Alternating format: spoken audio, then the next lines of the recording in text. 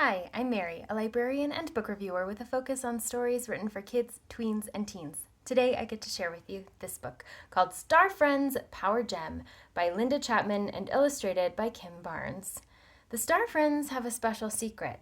They believe in magic, and because of that, they have some star friends from the star world who have shared some magic with them.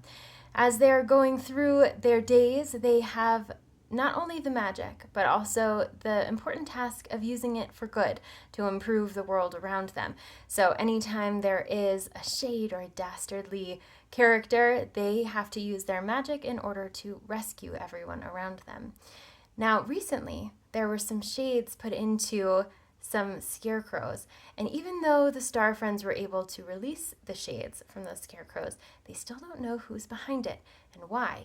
And as they head into this new adventure, everything becomes a little bit more sinister, and they have to figure out who's doing it before it's too late. This is the 12th in the Star Friends series, and if you haven't read the ones before this one, it's not too bad. You can jump into this one and have a general sense of what's going on. Definitely better if you have some of that backstory before heading into this one, but there is enough to supplement the beginning of the book so that you know where things are and why the friends have the powers that they do. The story is written for an upper middle grade audience. The characters are all 11 years old, and even though this is series fiction, the chapters are a bit longer, and there's a little bit more of that spooky factor, and the tension is really high. So it is more accessible to that older group who might be ready to transition from series fiction to longer fiction. But still like the format of the series fiction stories.